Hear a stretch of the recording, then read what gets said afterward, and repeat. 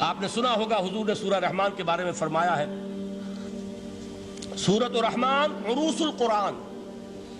یہ سورہ رحمان جو ہے یہ قرآن کی دلہن ہے. جیسے دلہن کو آپ خوشنما لباس پہناتے ہیں، آراستہ پیراستہ اس کو گہنے اور اس کو زیور پہناتے ہیں، تو جس طریقے سے سجاتے ہیں آپ دلہن کو، اللہ تعالیٰ نے ایک سورت قرآن مجید میں یہ ایسی رکھی ہے سورہ رحمان کہ اسے خوب سجایا ہے. اس میں الفاظ کا در و بست، اس کا اپنا ایک ڈیوائن میوزک ہے. وہ تو اللہ تعالیٰ قراء جو ہے خاص طور پر مصر کے قراء، اللہ تعالیٰ ان پر رحمت نازل فرمائے، ان کی خطاؤں سے درگزر کرے. جس طرح قرآن کے انٹرنسک میوزک کو انہوں نے واضح کیا ہے.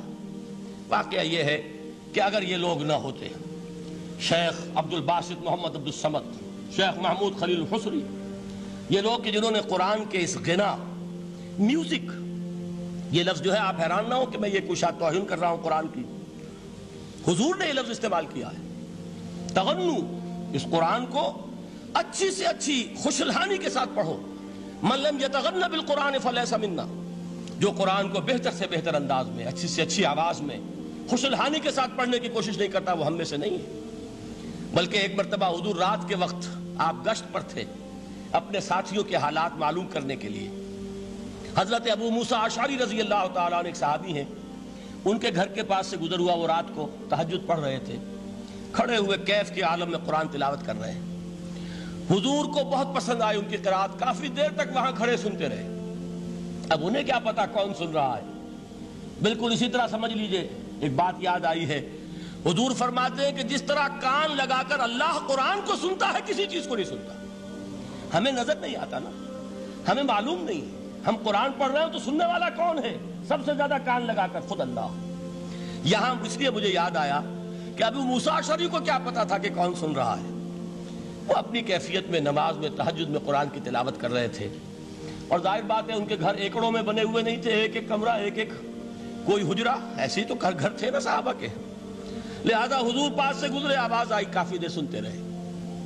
اس کے بعد آپ تشریف لے گئے، صبح فجر میں ملاقات ہوئی تو حضور نے تحسین کے انداز میں فرمایا، یا ابا موسیٰ انک قد اوتیت مزمارا من مزامیر آل داؤد.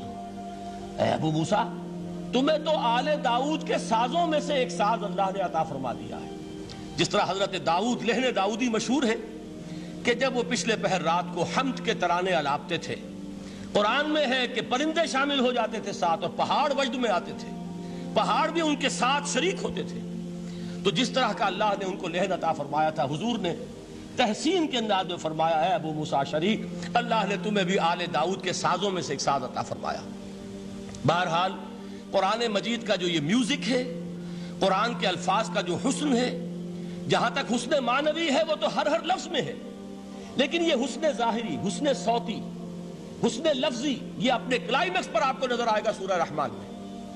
لیکن قرآن میں یہ سورت اس اعتبار سے بھی ممتاز ہے، اس کی 4 آیات پر ذرا توجہ کریں گے، عجیب حقائق سامنے آئیں گے. جہاں یہ قرآن مجید کے حسن صوت اور حسن لفظی کی معراج ہے، وہیں اس کی پہلی 4 آیات میں 4 چوٹی کی چیزوں کا ذکر ہے، سب سے اونچی چیزیں.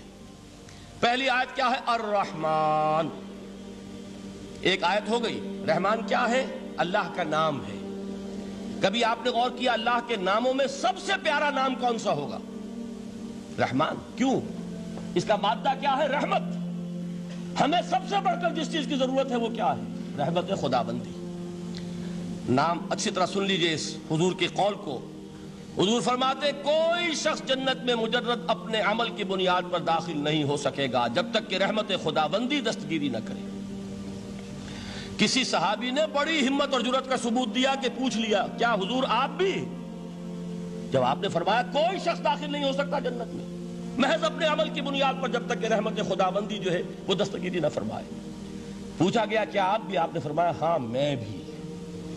آپ انداز کیجئے کہ اگر محمد الرسول اللہ بھی رحمت خداوندی کے ضرورت مند ہوں تو تاب دیگراں چے رسد، ہماری تو سب سے بڑی ضرورت رحمت خداوندی ہے.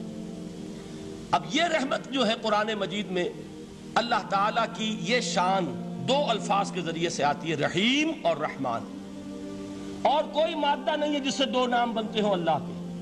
لیکن یہ مادہ ہے واحد رحمت کا کہ جس سے رحمان بھی ہے رحیم بھی ہے۔ رحیم صفت مشبہ ہے، رحمت دائم ہو جائے گی، مستقل ہوگی تو رحیم کہیں گے، اور رحمان اس میں رحمت کی ہے وہ شان ہے کہ جیسے ٹھاٹھے مارتا ہوا سمندر ہو، ہیجان کی کیفیت، طوفانی کیفیت، رحمت خداوندی کا طوفانی جوش، وہ ہے رحمان۔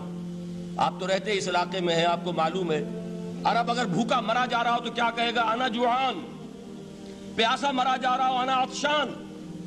بہت غضبناک ہوگا غضبان، غضبان آصفہ قرآن میں آیا ہے، بہت غضبناک۔ رحمان جس کی رحمت جو ہے جوش میں ہے، ٹھاٹھے مارتے ہوئے سمندر کے مانند۔ تو یہ اللہ تعالیٰ کے ناموں میں سب سے پیارا نام۔ اب آگے چلیے، الرحمن علم القرآن، رحمان نے قرآن سکھایا۔ رحمت خداوندی کا سب سے بڑا مظہر، رحمان کی رحمانیت کا سب سے بڑا مظہر قرآن ہے۔ ان میں جو منطقی ربط ہے اس کو سمجھتے جائیے۔ اچھا آپ یہ سوچئے، جو علم بھی انسان کو حاصل ہوا وہ کس نے دیا؟ اللہ نے۔ سائنس کا علم کس نے دیا؟ اللہ نے۔ علم آدم الاسماء کلہا، وہ علم الاسماء جو حضرت آدم کو دے دیا گیا تھا ازل میں، یہ اسی کا ظہور ہے، یہ اسی کی ایکسفولیشن ہے جو ہو رہی ہے اور ہوتی رہے گی ابھی۔ اور دوسرے علم ہے وہ کس نے دی؟ اللہ نے دی۔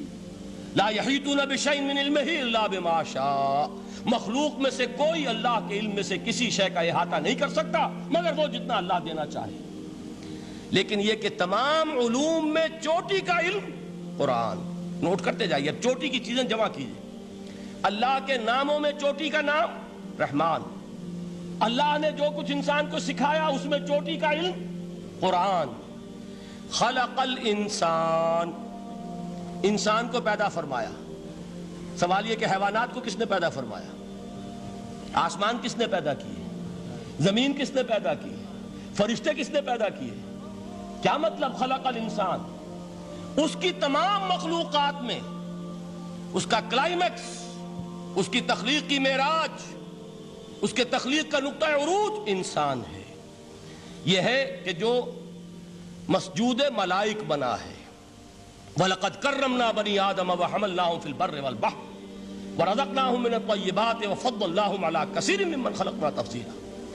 تو تخلیق میں سب سے اونچی تخلیق انسان کی، علموں میں سب سے اونچا علم قرآن کا، اللہ کے ناموں میں سب سے اونچا نام رحمان۔